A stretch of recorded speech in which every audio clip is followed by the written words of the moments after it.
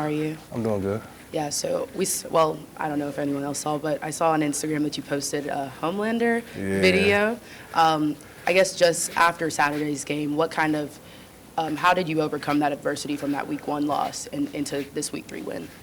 So honestly, it wasn't main so of the comments and everything. During the USC game, I found out I lost my grandmother and everything. So just hearing all the noise and everything, and how people was talking about the team when I know we're better than what we are.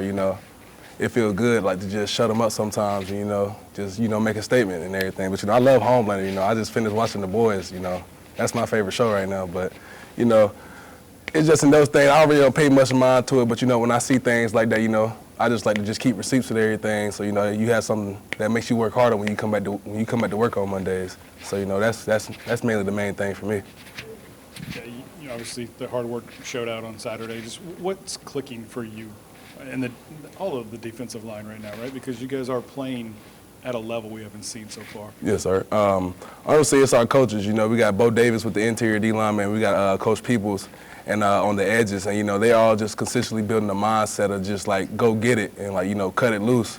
So I feel like they're helping us make those next steps to get to where we want to be, and we got a mindset that we come to work every day, and we just want to continue to work and get better every day. So it's every week we're looking at something new to get better. If that's getting better in the run, or if it's getting better in just pass coverage, or just overall just being disruptive. So that's basically the main thing they make us focus on and everything. So after the game, you were talking about a 3-piece. Yes. Have you ever had 3 sacks in a game? But probably my last time I had that was probably in high school versus LaGrange. In high school, I haven't had a performance like that ever. And I feel like that's just off the strength of my grandmother passing and everything, and her just watching over me and everything. So I really just put that towards her and give all the credit to her and all of my coaches and everything. But my teammates really set me up, though. If you really look at the film, they was there setting it up. It wasn't just me out there going to get it. They had them caged in. We focused on caging in the scrambling quarterbacks a lot. So, When did your grandmother pass? During the USC game. During the game while you were playing? Yeah. That's on your mother's side or your? Yeah, my mother's side. Mother's side. So you come here from Oregon. You've been working hard. Yes, sir. So to get 3 sacks in a game, how does that feel for you? It kind of reflects on everything that I've been through in my process, really. Being at Oregon for 3 years, coming here last year, getting a little bit more experience, and then this year taking on a bigger role. Doing something like that, it builds your confidence up. So, you already have a feeling in the back of your mind of what you think you are, and then when you go out there and do it, it's a difference, when you actually go do it, so you know what you are. So, really, that's first time, kind of surprised me. It kind of surprised me, that I did it, but it came so soon, but I'm glad it clicked, When the team is down like they were 0-17 the way y'all were, how do you stay in the mindset to kind of make the comeback and have the game that you had on Saturday? We got a mental edge thing that we always do. We always, we start off in the summer, and even in the spring, we always have something called mental edge, where we always talk about mental traits, where we can always have things where you have mental self-talk and just things like that, just to keep your mentality strong. And it's as a team, we came together as an offense and defense. If y'all saw late in the game, when the offense was up, the defense was right there with them. When the defense was up, the offense was up there with us. So it was really a connected thing. We're a real connected team. And, once we got all that together, everything's starting to get together piece by piece. So when things get bad, we don't flinch. We just go out there and attack. You talked about creating havoc, that's the term Brian used, right? And playing fast. I guess is the idea that just even if you're making a mistake, you're doing it 100 miles an hour and you can correct faster too? Yes, sir. That was a big emphasis last week that we had, just don't be scared to make mistakes. Just go out there and just go. And I feel like we really went out there and just said, hey, we're going to make mistakes, but just after that, just keep on pushing. We went down 17-0. Nobody hung their heads. Nobody's barking at each other. We said, hey, let's get this stop. Hey, offense, let's go punch it in. Everybody just have a right mindset. And I think that's what we've been missing for a long time. And it's just we finally have a mindset that hey, whatever happens, just keep pushing, keep fighting. This week, the corrections with the run fits, when you look at that, is that guys maybe trying to make a play, maybe getting out of their spot, and that's why we're seeing the big, long rushing touchdowns? I don't think nobody's purposely just trying to make a play. I just think it just get like things like fatigue and everything, where like guys get tired and everything. But like it's not, nobody's just purposely trying to just make a play. We're all playing for each other, you know, and everybody's trying to do their job. It's just, you know, you're gonna mess up time to time, but you know, it's just you can't keep messing up on it twice. Just you mess up on it one time, come back the next time and do it right. You're supposedly a big favorite this week, but like 24.5 points. That's what Vegas says. But when you see a game like Georgia and Kentucky, does that kind of prove how crazy college football is and to not overlook anybody and keep you focused? I think it proves that like you just can't overlook an opponent for real, you know.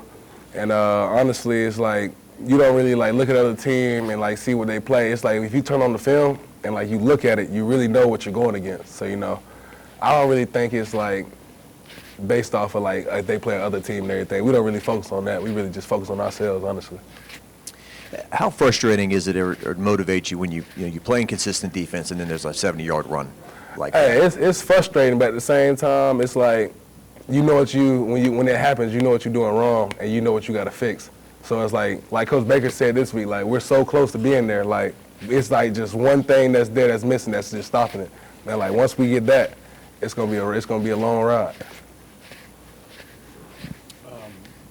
Talk about those tackles, right? Tank goes down, everybody's like, oh, what are they going to do, right? But the tackles, Witt and Perk and Penn all on the field together, like what kind of difference can that make for you guys? Like losing Jacobian. Yeah, and then everybody kind of just like adjusting. I think that's my favorite part about this team is like we have a next man up mentality, and it's like we're deep at a lot of positions. So like even the young guys like Ahmad that made stride. You know, Ahmad was in the edges at first in our room, and then went to 3-tech, and Ahmad's as a freshman making great gains. You know, we got a lot of guys that have stepped up. You know, that's just trying to make that, just trying to fill in that void with Tank, and they're doing a great job at it. But it's like, it's not really frustrating because we got guys with skill sets in here that's just trying to prove themselves just like everybody else is around the nation. So it's like when they're there, they're making plays as well. Got time for one more, guys, one more. It's such a tough win. What kind of culture would you say is being established in the defense that may be different from other teams that you played on as you guys look to build momentum? I say gritty.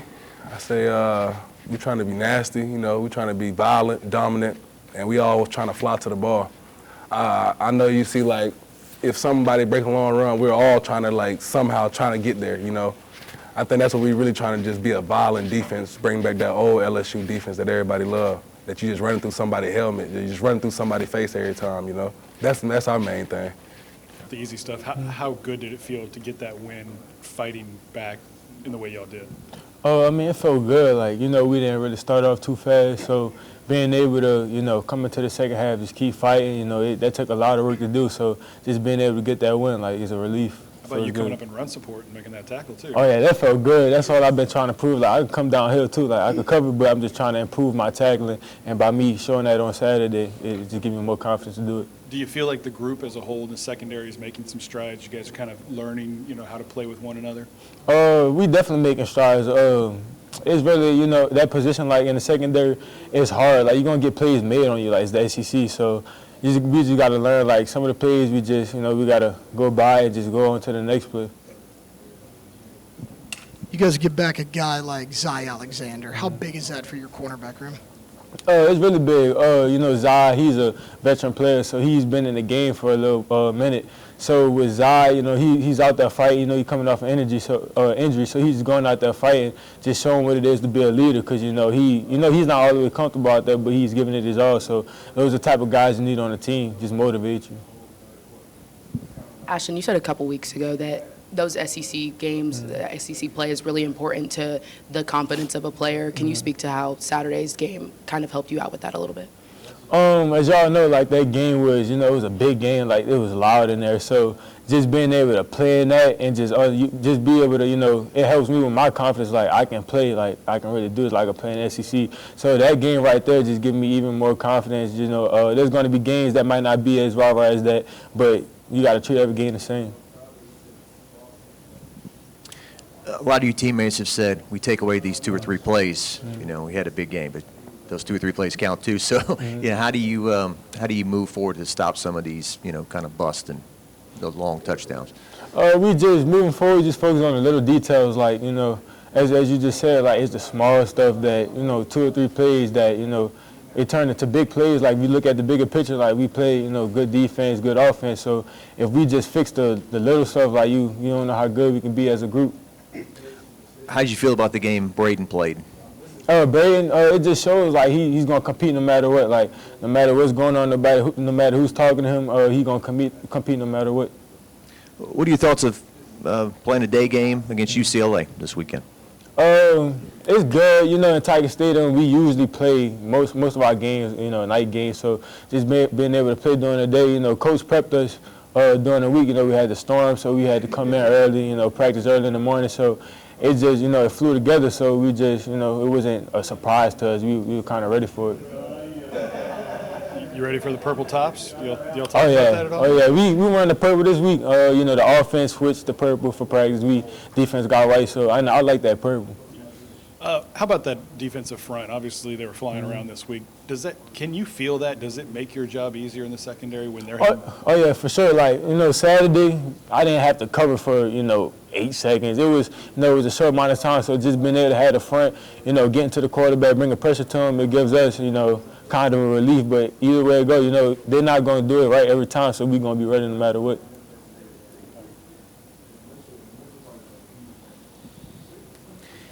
When you see a game like Georgia and Kentucky that's supposed to be a blowout, does that kind of show you that no matter what, college football can be crazy not to overlook an opponent? For sure. You know, we don't really, as a group, as a team, we don't really look into that. We don't care who we playing. You know, we just got to go. Because it's college football, so college football is college football. You got to play.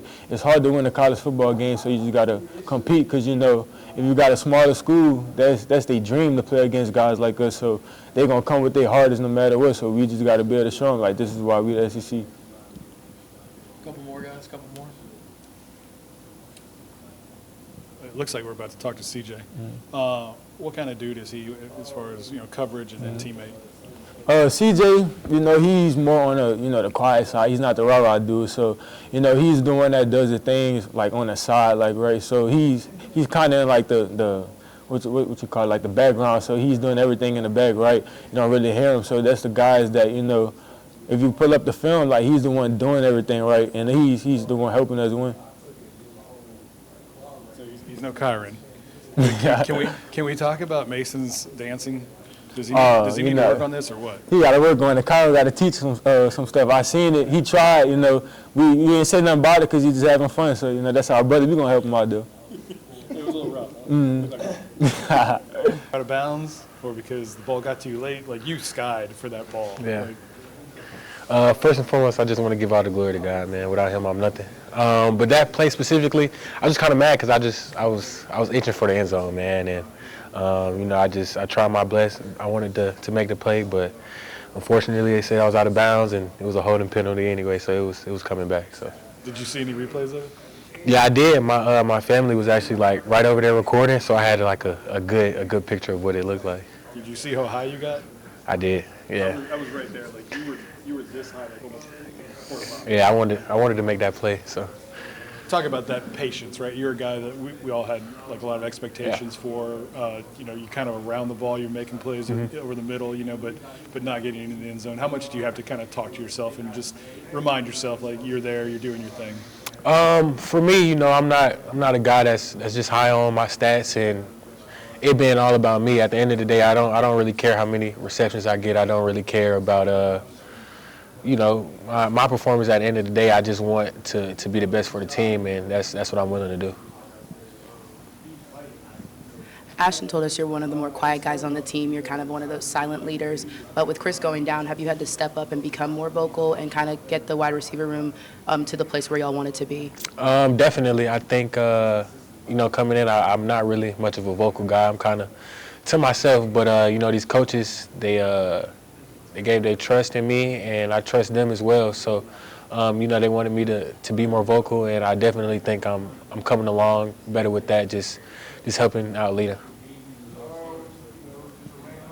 What did you take away from an SEC road game in a crowd like that? I took away that we can be as good as we want to be, honestly. I feel like the the sky's the limit. And with this team going into a SEC school that was sold out, it's hard to do. It's hard to come out with a win, and I think we did a lot of perseverance. So, I think the sky's the limit for this team. Coach talked about Garrett and how that's the toughest gig in college football, especially now with social media scrutiny and all that to play quarterback. But what's it been like to play with him for 3 games now and see what he's been able to do? It's been good, just seeing, all the adversity that he has to go throughout a game. Just him making checks and him just being a leader on the field is definitely great seeing. And, I think we just gotta keep him engaged when things are going right. Just keep his head high, and I think, like I said, the sky's the limit for this team. How about the job Aaron's doing? Again, kind of coming up clutch with some conversions. And how have you seen his game kind of develop?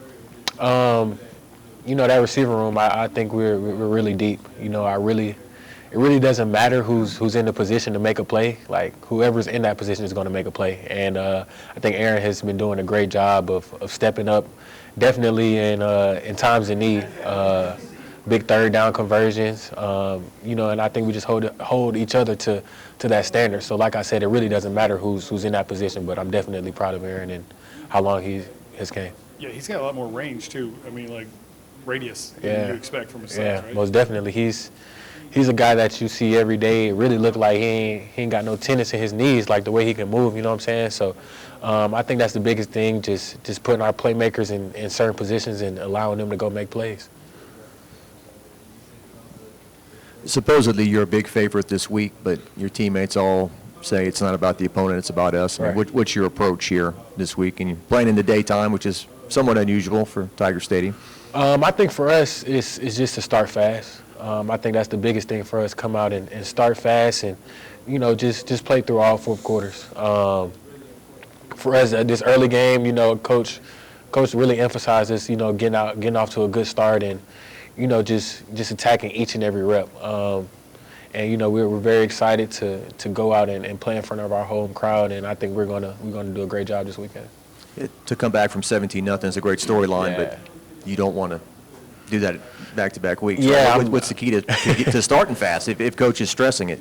I think just eliminating all the mental errors. I think we had a lot of mental errors that played a big part of us being down 17 points, but like I said, this team has like there's no limit on what we can do, and us just battling adversity with great maturity, like being down 17 and not being phased. That really shows like the grit that we have and what we can do as a team. A couple more for CJ guys. BK was talking to us earlier in the week and about basically kind of the work being on the coaches to set you all up for success. Yeah. I mean, has that messaging reached you guys about getting the right personnel out there, getting schemes that work for that personnel, and then going out and executing? Right. Definitely in the end, the coaches have to put us in position to be successful, and all we can do is go out and play. So, a lot of the things we do is personnel-wise and things like that. So, our coaches hold us to a high standard, and we hold them to that standard as well. So it's kind of a mutual thing that we have.